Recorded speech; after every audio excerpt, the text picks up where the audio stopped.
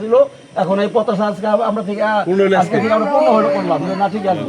আমাদের ওয়াদা যদি কোন সিঙ্গল সবই যাইব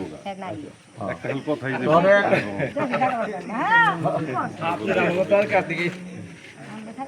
নিচে ঘরের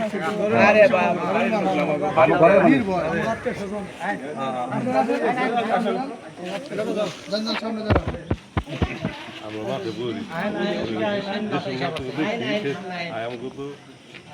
কথা কিছু বলেন আপনার কাকা এসে করতেছো দাদা কিছু আছেন এমপি সাহেব কিছু বলার কিছু আছেন নি বললে বলেন ভাই তুমি কিছু বলবেন আমরা আসলে সত্যিকার অর্থে যেটা আমরা এতটাই খুশি হয়েছি যে আমরা মাঠে ছিলাম আমাদের এমপি সাহেব রাস্তা থেকে নেমে এসে আমাদের কাছে এসে বলতেছে যে তোমাদের কিছু লাগবে কিনা তোমাদের কিছু লাগবে কিনা লাগলে বলো তো আমরা আসলে এতটাই খুশি হয়ে গেছি আসলে বলার ভাষা নাই আমাদের এখানে আমাদের এমপি সাহেব আসলেন আমাদের মন্দিরটা ভিজিট করলেন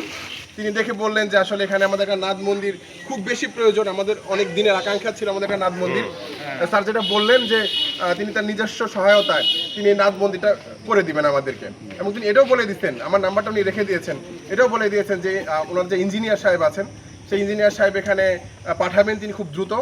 যাতে নাকি আমাদের এই নাথ মন্দিরের কনস্ট্রাকশন আমরা শুরু করতে পারি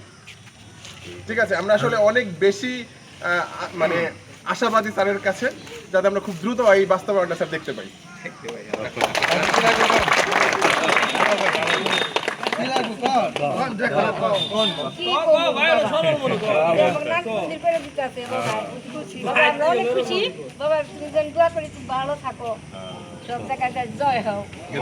প্রধানমন্ত্রী যে নাকি প্রধান আমাকে সবার নেতা তার জন্য দোয়া করতে পারবো না একটু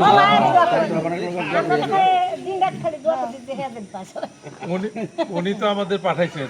প্রধানমন্ত্রী তারেক রহমান সাহেব আমাদের পাঠাইছেন যে নিজের এলাকায় যায়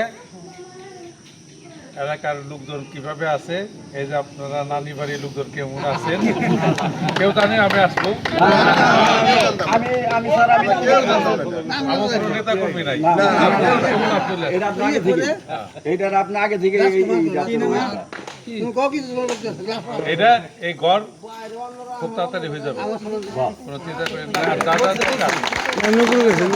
নানি বাড়ি এলাকা দাদা